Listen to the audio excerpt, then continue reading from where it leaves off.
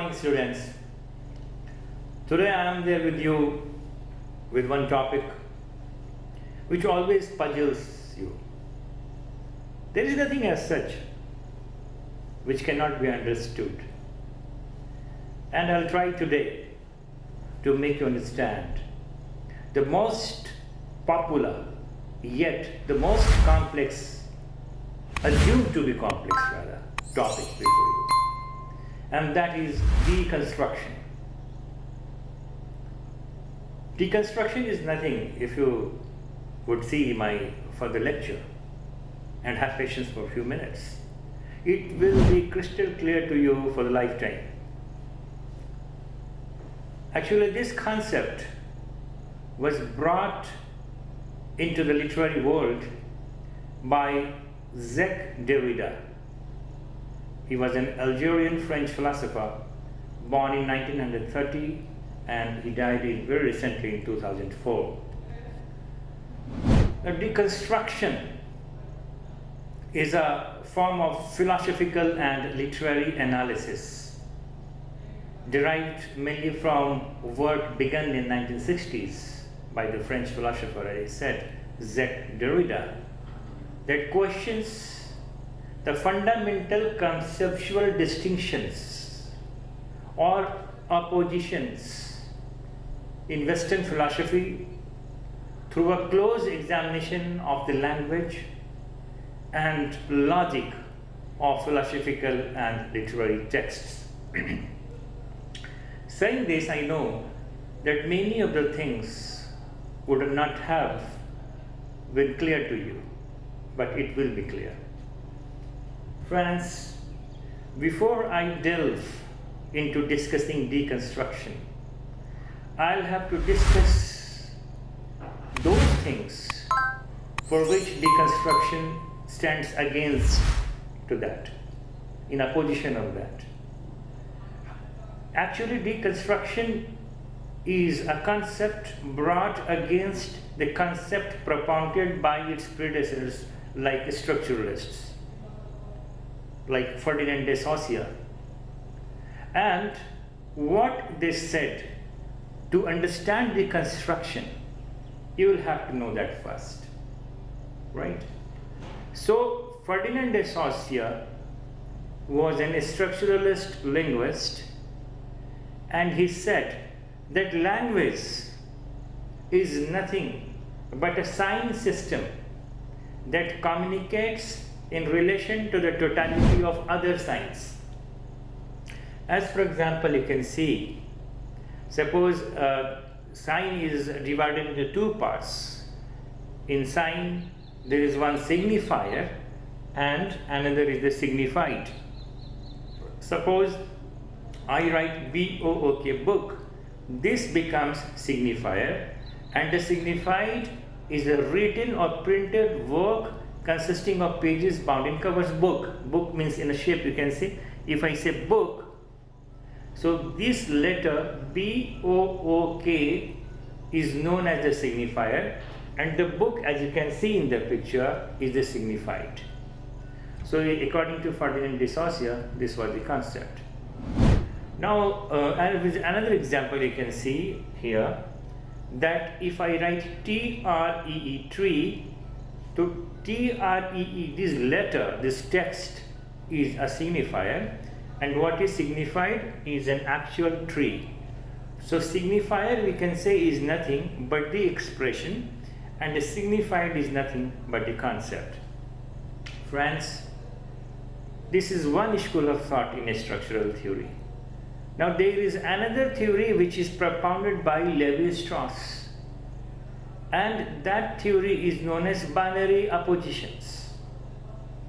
And these were the concepts which were prevalent before deconstruction, and deconstruction came into existence in its opposition, as in the first lecture, in the first minutes I told you. Now what is this Strauss binary oppositions? You can say that Strauss argued that meaning in narrative is based upon binary oppositions. If I have to define good, I'll have to define evil. If I have to define human, I have to define nature. If I have to define black, I have to define white.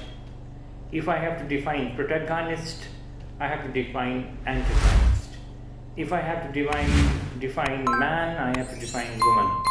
If I have to define human, I have to define alien. So this binary opposition, this is very important because Jacques Derrida has attacked it the most. And this theory sets a hierarchy, he said. According to Derrida, binary opposition sets a hierarchy. We always prefer good to evil. We always prefer day to night. We always prefer white to black. So this binary is doing nothing, but it is establishing a sort of hierarchy.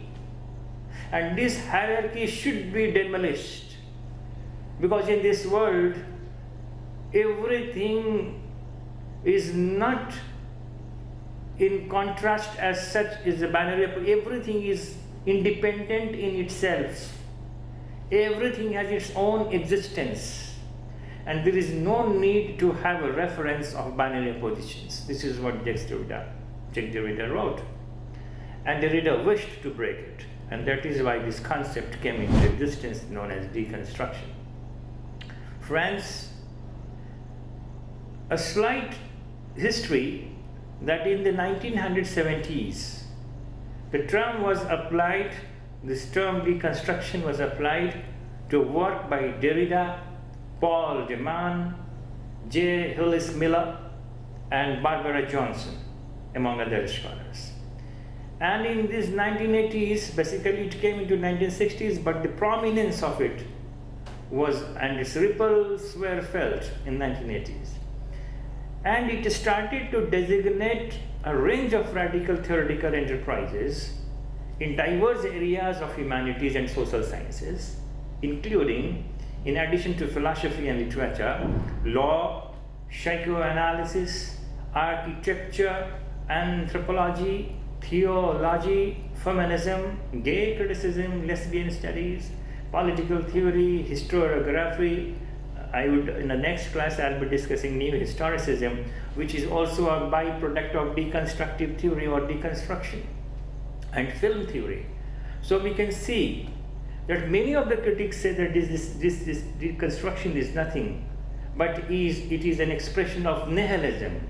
It is an expression of sort of frivolous skepticism. So in popular usage, the term has come to mean a critical dismantling of tradition and traditional modes of thought. Friends, I said, and perhaps by default use some jargonic words, because in the book, if you will delve, you will get these words.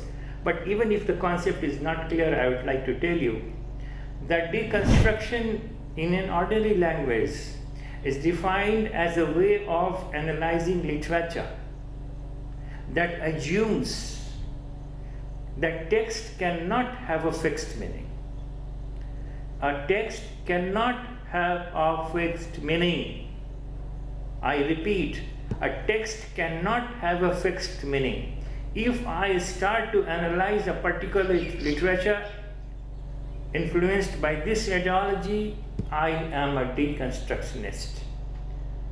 As an example of deconstruction is reading a same novel twice, like say 20 years apart, and seeing how it has a different meaning each time. As it is said that you cannot dip into the same river twice, likewise every time you dip into the same text and you come out with some new meaning. That is why deconstruction says that where is the binary opposition? The same text and there is no fixed meaning. If I write a book and I understood that it is a thick volume of a book, this is not so every time. We have to break this structure, and the moment you break the structure established by the structuralists, you become a deconstructionist. Like when you read a novel, 1,000 times you read, 1,000 meanings will come out. Every time the same word comes up with a new meaning, and you are surprised, astonished how it is happening. Now, friends, whereas the structuralists like Ferdinand de Saussure or other structuralists try to find order and meaning in the text, as in the sentence, deconstruction finds disorder. Deconstruction finds disorder and a constant tendency of the language to refute its apparent sense. Deconstruction believes in refuting, in refusing the things. Hence, the name of this approach, deconstruction, like texts are found to deconstruct themselves rather than to provide a stable, identifiable meaning. And since there is deconstruction of the text, this theory is known as deconstructive theory or deconstruction. So texts are found to deconstruct themselves, because every time when I read a text, I found a different meaning out of it. The meaning has been fixed. If the text or a particular word, I say for example, would have a particular one meaning, I would have always found the same meaning. But does it happen in reality? No. Every time a new meaning surfaces. Noam Chomsky was another structuralist who had said that structuralism posits a surface structure we can hear or see through the words actually spoken, and there is a deep structure that is invisible but inferred. That is why I say, for example, if you read and you remember your school days, when you were reading poetry, there were always two meanings that you had to describe.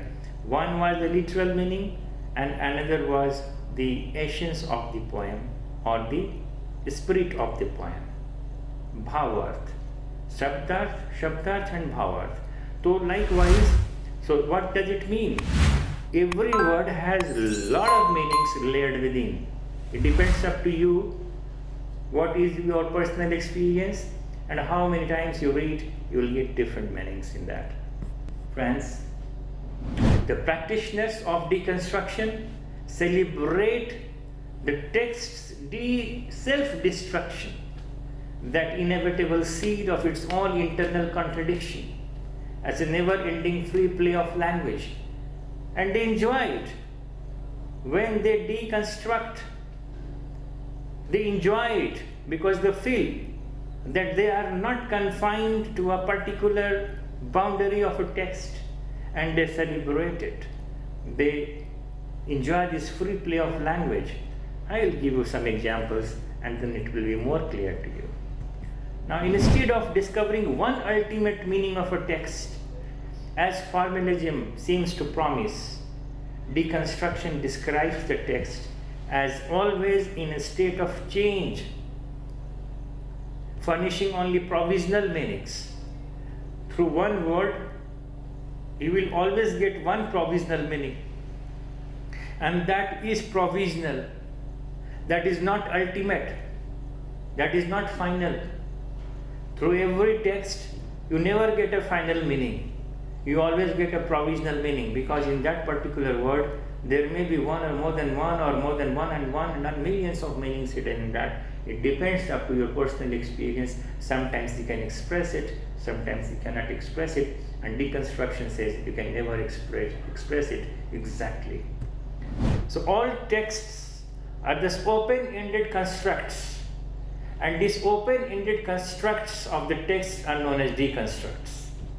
No, I would like to call them deconstructs, because every word is free for different meanings, free play of meanings. And sign and signification are only arbitrary relationship. There is no permanent relationship. It changes. The relationship between sign and signified get changes. So meaning can only point to an indefinite number of other meanings. So this is how, friends, deconstruction is. And Derrida himself has said, I would like to quote, that language is untrustworthy. Language is untrustworthy. It is just like a flute and slippery. So you cannot trust one word. What does it mean? Suppose, and further Derrida quotes Montaigne, and he says, we need to interpret interpretations more than to interpret things. He says that we need to interpret interpretations. Whatever interpretations has been given by the poet to us, say for example, we as a reader have to reinterpret his interpretations. Once I read that, okay, fine, poet has given some interpretations. When that interpretation comes into my hand, I would do nothing but I would start to reinterpret those interpretations. And this is what leads to something other. That is why, as for example, suppose there is one sentence, I hate you. It is written in text. But Jacques Derrida says, words or the text is nothing but the expression of the spoken words. So the meaning also gets changed depending upon the speaker's intention. That is why text can never explain one particular emotion. How is it? I am going to show you by example. And once you learn this example, whatever I have discussed so far, try to relation all those things. Everything will be crystal clear. Suppose I say, I hate you. This is written. And suppose the original speaker or the writer had intended to say this, how can it be said in different ways? Suppose the expression of I hate you maybe, I hate you. This is one. This is one interpretation of I hate you. Another interpretation of I hate you. I hate you. And third interpretation may be I hate you. Fourth interpretation is I hate you. I hate you. And a fifth interpretation is I hate you. So you see, friends, the same text, I hate you, has a lot of other interpretations. And this is what deconstruction says. There is no fixed meaning. Language is untrustworthy. Language is fluid. Language is ever changing its meanings. And structuralists try to fix it. I want to break it. This is what Derrida says. Structuralists want to fix I hate you into I hate you. And deconstructionist says I hate you can also mean I love you, as I showed you through the expressions. No? So friends, another example how a language is just untrustworthy or it's ever changing its meaning. Suppose I wrote a word heart. What is the definition of heart? And what is the binary opposition of heart as structuralists try to prove it? Is there any opposition of heart? There can be opposition of heart only when the heart can be defined. But deconstructionists said, how can you define heart? Define heart. And then you will say, no, opposition of heart is cold. And I say, what is the definition of cold? If I am a citizen of this tropic of Cancer, hot for me can be anything around 30 degrees Celsius. If I am a citizen of Antarctica, hot for me can be anything around 10 degrees Celsius. If I am a habitant of Sahara Desert, for me hot can be anything around 40 degrees Celsius. So what is hot? If you cannot define hot, how will you define its binary opposition? If you cannot define cold, how will you define its binary opposition as hot? It is not so simple, friend. And this is what deconstructionists try to say. This is all you should understand. You read millions of books upon deconstruction. How much you read upon it, only this is the conclusion. Friends, before I leave, I would like to discuss some of the concepts brought under the umbrella of deconstruction by Jacques Derrida. The one very popular word he used is difference, another is logocentrism, and third one is the trust. Let me discuss it before I leave. Take your leave. So difference, Derrida said, the difference is made up of two words, differ and differ. This is a French word.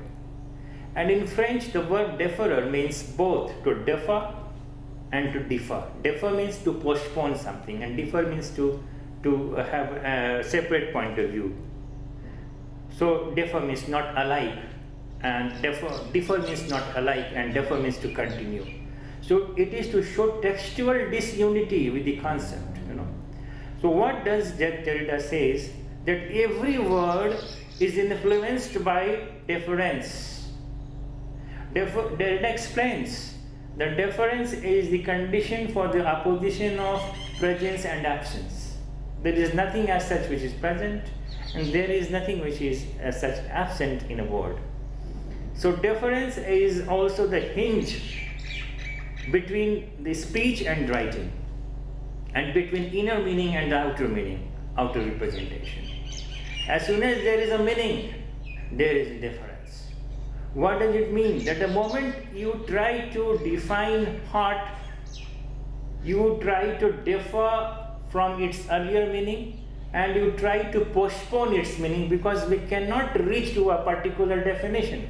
The moment I want to define heart, I defer its meaning because I cannot define it.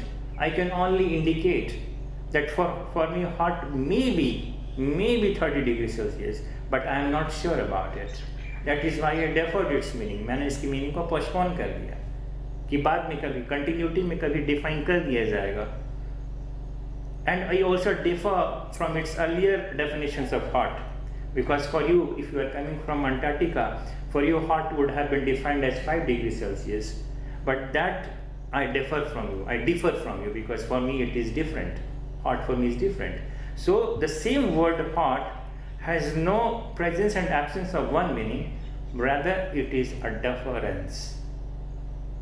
It is a difference because there is a differ also, and there is a differ also, postponement also, to arrive from a particular one definition of a particular word.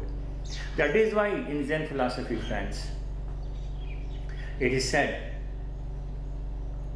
what is the first principle of Zen philosophy? The moment I say it, it becomes the second principle. This is the first principle of the Zen philosophy. I cannot define it. The moment I try to define the first principle, it becomes the second principle. So this is how you can understand the difference, Now, earlier, before knowing all these things, the deconstruction might have appearing to you impractical. But this is what the absolute practical reality in the world. Friends, another concept that comes under the periphery of deconstruction is logocentrism. You must know it, otherwise there will be no confidence, because some of the students will come to you and they will throw this literary term and they will become absent. No, nothing like that. You should know it. According to Derrida, logocentrism is the attitude that logos, L-O-G-O-S, logos, that is a Greek term for speech, thought, law, or reason. Logocentrism is the attitude that logos is the central principle of language and philosophy. Logocentrism is the view that speech and not writing is central to language. What I speak is central to the language and not what I write, because what I speak can never be written. The moment it is processed in your cerebral cortex, in your gray cells, the thing you wanted to speak is always changed in writing. It is not the same. It is not the Xerox of the carbon copy of your thought. So according to logocentrism or logocentrist theory, says Derrida, speech is the original signifier of meaning. And the written word is derived from the spoken word. The written word is thus a representation of the spoken word. Just a representation. It is not as it is. And it can never be. Because the moment I want to process my speech into writing, something has got changed into that. Exact representation can never be there in our written expressions. As I showed you through my facial expressions also in example of I hate you. So the written word is thus a representation. Logocentrism maintains that language originates as a process of thought which produces a speech, and that speech then produces writing. Correct? That according to logocentrist theory, speech may be a kind of presence because the speaker is simultaneously present for the listener, but writing may be a kind of absence because the writer is not simultaneously present for the reader. Writing, when you read a book, writer is not before you. So writing may be regarded by logocentrist theory as a substitute for the simultaneous presence of a writer and reader. So in a form of book, the writer is there before you, but in a form of book, in a form of representation, not direct. So if the reader and the writer were simultaneously present, then the writer would have communicated with the reader by speaking instead of writing. So logocentrism thus asserts writing is an attempt to restore the presence of the speech. So in short, you can understand that logocentrism prefers speech to writing, right? Now, the third example, a third thing that was propounded by Derrida under deconstruction is the word trace. The idea of difference that I told you earlier also brings with it the idea of trace. And what is this? A trace is what a sign differs or differs from. It is the absent part of the sign's presence. What is present in sign, we can say it, but what is absent in sign, that is trace. What I speak is not very important. What I do not speak is very important. That is why it is said that try to listen to someone where he is silent. Because if you learn to listen to his gaps between two words, only then you can trace the exact meaning. So trace is what? Trace is nothing but the absence of the apparent sign. जो दिख रहा है वो तो दिख ही रहा है, और जो दिखने वाले के बाद में दिख नहीं पा रहा है, which you cannot see, is what is known as trace. So every present, in order to know itself as present, bears the trace of an absent which defines it. जैसे कि, as for example, suppose you are a book. So you are apparent to the world. Everybody can see you, everybody can understand you. But what is not apparent is your DNA of your Dadaji, of your grandfather. He is inside you, but he is not visible. And you are a book. So you are a book, apparent to the world. They are getting it as they can see you, but what they cannot see you is a DNA of a writer that you got from your grandparents. So there is a trace. So what is visible, and what is invisible, in the visible, is a trace. So according to Derrida, the trace itself does not exist because it is self-effacing, right? That is, in presenting itself, it becomes effaced, because all signifiers like tree, viewed as present in Western thought, will necessarily contain traces of the other absent signifiers. When I say rose, I have hidden lot of traces of many other things which is not rose. So that is why you come to know a rose as a rose, right? इसको अगर बहुत आसानी से समझना चाहते हो, if someone will ask in Sufi, what is ishq? Ishq क्या है? What is ishq? What is love?